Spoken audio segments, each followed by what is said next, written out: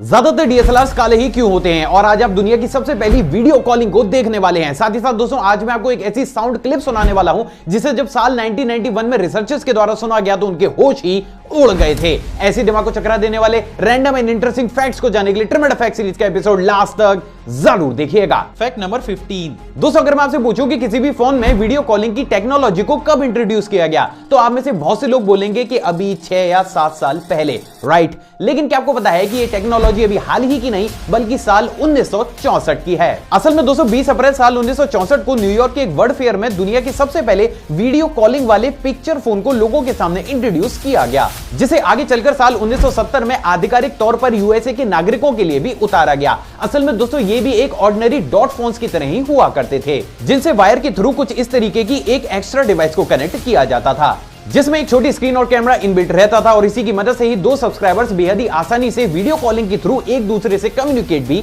किया करते थे, जैसा कि अभी आप अपनी स्क्रीन पर देख ही सकते हैं। तो आप ही कह सकते हैं कि अभी अभी आपने इतिहास की एक बेहद ही रेयर वीडियो क्लिप को तो जरूर देखा है। Fact number 14। दोस्तों हमारी दुनिया बेहद ही अजीबोगरीब चीजों से भरी हुई है और उसी का ही जीता जागता प्रमाण है साल 1991 में पैसिफिक मेरीन एनवायरमेंटल लेबोरेटरी के द्वारा रिकॉर्ड की गई एक बेहद ही स्ट्रेंज हाई फ्रीक्वेंसी साउंड। असल में दोस्तों साल 1991 में इस रिसर्च सेंटर के द्वारा पैसिफिक ओशियन के अंदर से एक बेहद ही अजीब हाई फ्रीक्वेंसी साउंड को रिकॉर्ड किया गया था जिसका सोर्स क्या था ये काफी ज्यादा पड़ताल करने के बाद भी किसी भी साइंटिस्ट को पता चला ही नहीं।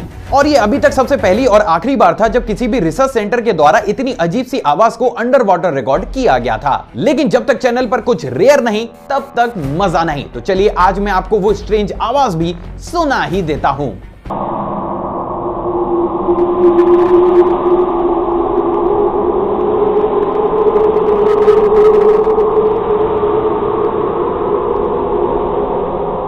Fact number 13। क्या आपको पता है कि ऑलमोस्ट सभी कंट्रीज में पाई जाने वाली गर्ल बर्ड को उसके बेहद ही स्ट्रेंज डांस के लिए जाना जाता है। असल में दोस्तों ये बर्ड घास के ऊपर बैठकर अपने पैरों की मदद से एक बेहद ही अलाइंड वे में एक डांस को परफॉर्म करती है जिसकी वजह से ग्रास के सरफेस पर ठीक वैसा ही वाइब्रेशन पैदा होता है जैसा कि बारिश होते वक्त होता है, जिसके चलते हुए ग्रास में मौजूद छोटे छोटे अर्थ वॉर्म्स को ऐसा लगने लगता है कि मानो बाहर बारिश हो रही है और वो अपने आप ही घास से बाहर आ जाते हैं, जिसके चलते हुए ये बर्ड बेहद ही आसानी से उनका शिकार करके अपने पेट को भर लेती है। तो ये तो बात हो गई इस बर्ड की। अब बात करते हैं कुछ अमेजिंग चीज की। दोस्तों वेब की स्क्रीन पर आपको जो बर्ड डांस दिख रहा है उसको गर्ल बर्ड डांस के नाम से जाना जाता है, जिसमें आप बेहद ही साफ तौर से ये देख सकते हैं कि ये बर्ड कितने अमेजिंग और अलाइंड वे में अपने पैरों को मूव करके ग्रास में वाइब्रेशन को पैदा करती है। तो ये बर्ड और इसका ये डांस अपने आप में लाजवाब जरूर है। Fact number 12। दोस्तों हमने प्रेजेंट डेट में बहुत सी कार्स को जमीन के साथ साथ पानी में भी चलता हुआ तो जरूर देखा होगा और ये चीज हमें काफी ज्यादा फैसिनेटिंग भी लगती है क्योंकि जब फ्यूचर में इन तरीके की कार्स को और अच्छी तरीके से डेवलप किया जाएगा तो ये ट्रांसपोर्टेशन का एक बेहद ही अच्छा विकल्प भी साबित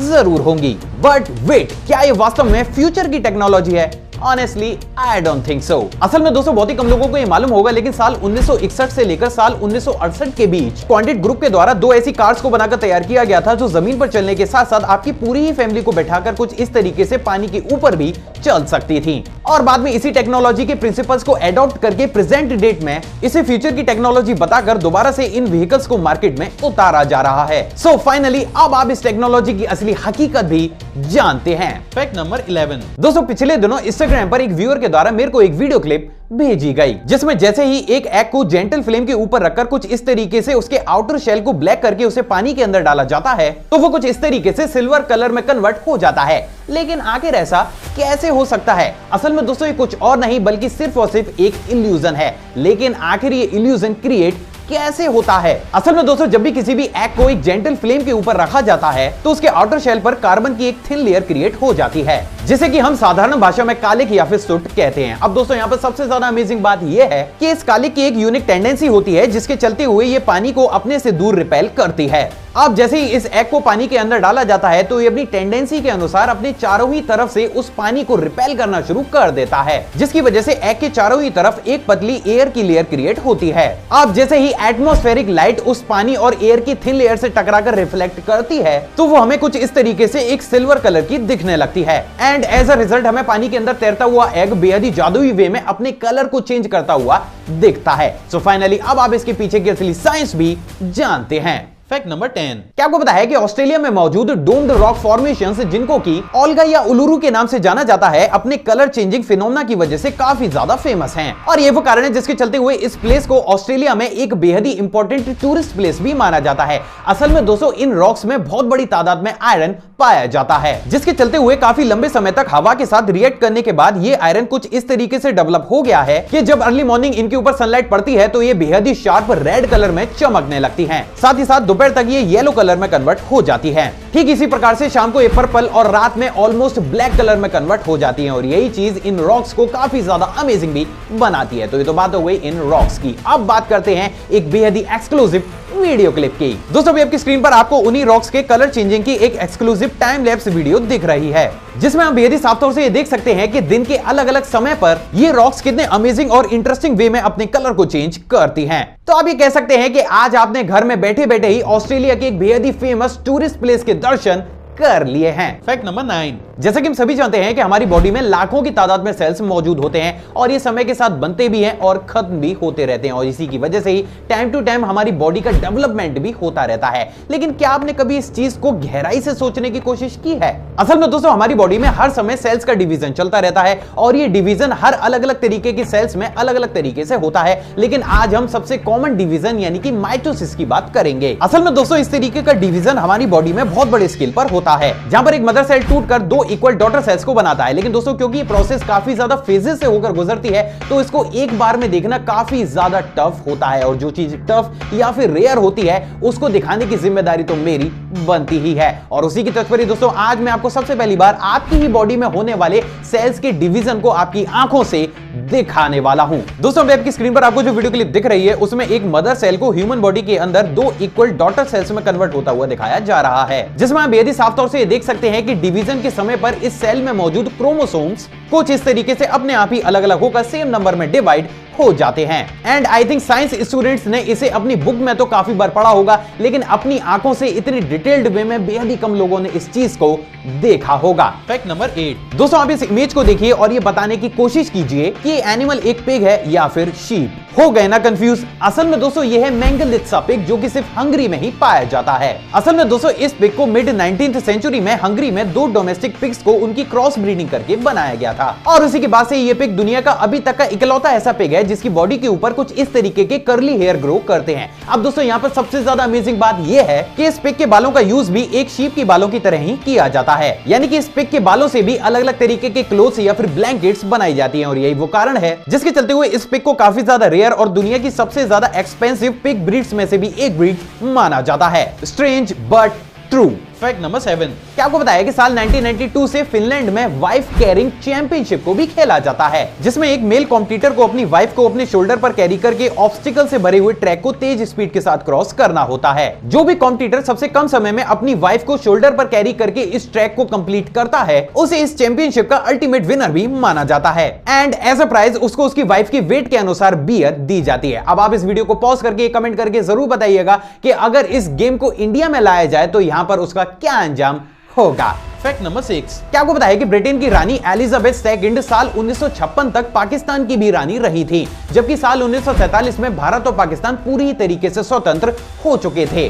तो फिर आखिर ऐसा क्यों हुआ था? असल में दोस्तों 15 अगस्त साल 1947 को हमारा देश आजाद तो हुआ था, लेकिन उस समय तक ना ही भारत और ना ही पाकिस्तान की कॉन्स्टिट्यूशन को बनाकर तैयार किया गया था। और यही वो कारण था जिसके चलते हुए 26 जनवरी साल 1950 तक, जब तक कि भारत के कॉन्स्टिट्यूशन को बनाकर तैयार नहीं किया गया था, तब तक भारत भी ब्रिटेन का अधिराज्य यानी कि डोमिनियन बना रहा। अब दोस्तों यहाँ पर सबसे ज्यादा अमेजिंग बात यह थी कि जैसे ही भारत के कॉन्स्टिट्यूशन को बनाकर तैयार किया गया उसके बाद से ही भारत ब्रिटेन का अधिराज्य नहीं रहा और हमारा देश एक पूर्ण स्वतंत्र देश की तर्ज पर दुनिया के सामने उभरा। लेकिन दोस्तों बात अगर पाकिस्तान की जाए तो पाकिस्तान ने 23 मार्च साल 1956 को रिपब्लिकन कॉन्स्टिट्यूशन को एडॉप्ट किया, जिसके चलते हुए साल 1956 तक भी पाकिस्तान ब्रिटेन का अधिराज्य बना रहा। और यही वो कारण था कि क्वीन एलिजाबेथ सेकंड जब 6 फरवरी साल 1952 में ब्रिटेन की गद्दी पर बैठी तो वो ब्रिटेन के साथ साथ साल 1956 तक पाकिस्तान की भी रानी बनी रही। क्या इस फैक्ट से पहले आप इतिहास की इस अमेजिंग घटना के बारे में जानते थे? कमेंट करके जरूर बताइएगा। Fact number 5। जैसे कि हम सभी जानते हैं कि कैमल काफी लंबे समय तक बिना खाए पिए रेगिस्तान में चल सकता है। ऐसा सिर्फ इसलिए है दोस्तों क्योंकि ऊंट फूड और वाटर को काफी बड़े अमाउंट में एक बार में कंज्यूम करके उसको अपने हम्प यानी कि कुबड़ में स्टोर कर लेता है। और अगर आपको भी ऐसा लगता है तो बिलीव मी, आज मैं आपका एक बहुत बड़ा मिथ तोड़ने वाला हूं। असल में दोस्तों कैमल ना ही फूड को और ना ही वाटर को अपने हम्प में स्टोर करता है। असल में दोस्तों कैमल का हम्प सिर्फ और सिर्फ फूड में मौजूद रिच फैट को स्टोर करता है। अब दोस्तों बात अगर वाटर की जाए तो एक कैमल अप्रोक्सीमेट एक बार में 76 लीटर के आसपास पानी को पी सकता है, जिसे कि वो अपने ब्लड स्ट्रीम में स्टोर करता है, जिसके चलते हुए स्टोर किया गया वो एक्स्ट्रा पानी ब्लड के साथ साथ ही उसकी सारी ही बॉडी पार्ट में सर्कुलेट भी होता रहता है। And as a result camel को कभी भी डिहाइड्रेशन या फिर सन स्ट्रोक जैसी कोई भी प्रॉब्लम खड़ी नहीं होती है। तो आप कह सकते हैं कि कैमल का हम्प वाटर को स्टोर करने के लिए नहीं बल्कि सिर्फ और सिर्फ फूड में मौजूद रिच फैट को स्टोर करने के लिए होता है। फैक्ट नंबर 4, क्या आपको बताया कि इस दुनिया में एलिफेंटिएसिस नाम का एक बेहद ही रेयर डिसऑर्डर भी मौजूद है, जिसमें किसी भी इंसान के लेग पार्ट्स कुछ इस तरीके से काफी बड़े और हार्ड हो जाते हैं। असल में दोस्तों ऐसा होता है हमारी बॉडी की लिम्फेटिक वेसल्स में रुकावट आने के कारण, जिसके चलते हुए हमारी बॉडी की बहुत सी वेसल्स और उसके आसपास के टिश्यूज कुछ इस तरीके से सूजकर हार्ड हो जाते हैं। और आप जानकर हैरान हो जाएंगे दोस्तों कि इस डिसीज को दुनिया की सबसे ज्यादा रेयरेस्ट डिसीज में से भी एक डिसीज माना जाता है, जिसका कि मेडिकल साइंस पर अभी तक कोई भी इलाज मौजूद नहीं है।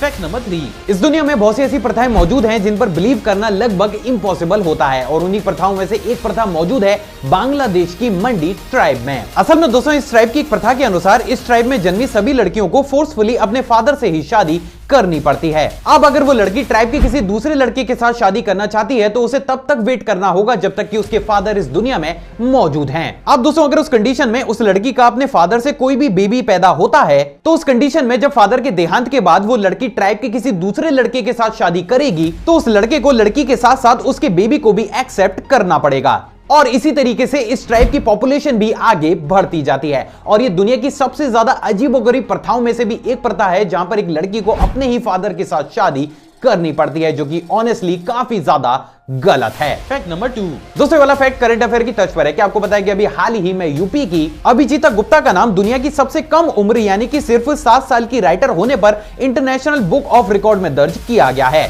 सच में गर्व होता है इस नन्ही सी परी पर। फैक्ट नंबर 1, ज्यादातर डीएसएलआर को काला ही क्यों बनाया जाता है? असल में दोस्तों इसके पीछे दो सबसे बड़े कारण होते हैं, पहला इमेज क्वालिटी और दूसरा साइकोलॉजिकल रीजन। अब दोस्तों बात अगर इमेज क्वालिटी की जाए तो ये तो हम सभी जानते हैं कि ब्लैक कलर सबसे कम अमाउंट में लाइट को रिफ्लेक्ट करता है, जिसके चलते हुए अगर हम तेज लाइट में किसी भी ऑब्जेक्ट की फोटो को क्लिक करते हैं तो हमें उस फोटोग्राफ में उस ऑब्जेक्ट और आसपास की चीजों के सिर्फ नेचुरल कलर ही दिखते हैं। फॉर एन एग्जांपल अगर किसी भी डीएसएलआर की बॉडी को चटक लाल रंग का बनाया जाए और उससे किसी भी एक ब्राइट सनी डे में किसी भी ऑब्जेक्ट की फोटोग्राफ को क्लिक किया जाए तो वो कैमरा बहुत बड़े स्केल पर अपनी बॉडी से रेड कलर को रिफ्लेक्ट करेगा। तो यहां पर बहुत बड़ी पॉसिबिलिटी ये जनरेट होगी कि उसके द्वारा क्लिक की गई इमेज में हमें हल्की सी रेडिश दिखाई दे, जो कि पूरी ही इमेज क्वालिटी को खराब कर सकती है। अब दोस्तों बात अगर दूसरे रीजन की जाए तो डीएसएलआर कैमरास के यूज अधिकतर प्रोफेशनल फोटोग्राफर्स के द्वारा किया जाता है, और ऑलमोस्ट सभी प्रोफेशनल फोटोग्राफर्स को फोटोग्राफ एक रूम के साथ साथ बाहर पब्लिक के बीच निकलकर भी क्लिक करनी पड़ती है। अब अगर उस कंडीशन में किसी भी डीएसएलआर को किसी भी डार्क या फिर आंखों के चुभने वाले कलर का बनाया जाएगा तो आसपास के लोगों का ध्यान अपने आप ही उस फोटोग्राफर के ऊपर चला जाएगा, जिसकी वजह से वो फोटोग्राफर फोटो को क्लिक करने में काफी ज्यादा अनकंफर्टेबल हो जाएगा। और यही चीज हमें काफी बड़े स्केल पर किसी भी वेब सीरीज या फिर मूवीज की शूटिंग में भी देखने को मिलती है, जहां पर उन सभी प्रोजेक्ट्स को भी एक ब्लैक कैमरा का यूज करते हुए ही रिकॉर्ड किया जाता है, ताकि जब भी कोई भी एक्टर उसके सामने खड़ा होकर किसी भी एक्ट को परफॉर्म करे तो उसका ध्यान सिर्फ और सिर्फ अपने एक्शंस पर हो, ना कि किसी भी कैमरा के ऊपर। सो फाइनली अब आप ये भी जानते हैं कि अधिकतर डीएसएलआर को काला ही क्यों बनाया जाता है। आई होप दोस्तों आज की वीडियो आपको नॉलेजेबल लगी होगी। अगर आपको वीडियो पसंद आए तो इस वीडियो को दिल खोलकर लाइक, शेयर और कमेंट जरूर कीजिएगा। आप चाहें तो मुझे इंस्टाग्राम पर भी फॉलो कर सकते हैं, वहां भी मैं शॉर्ट फैक्ट्स और बैक स्टेज मूवमेंट्स को टाइम टू टाइम शेयर करता रहता हूं, जिसका लिंक आपको स्क्रीन पर या फिर डिस्क्रिप्शन बॉक्स में मिल जाएगा। एक और फ्रेश कमाल वीडियो में आप सभी से दोबारा मुलाकात होगी दोस्तों। जय हिंद।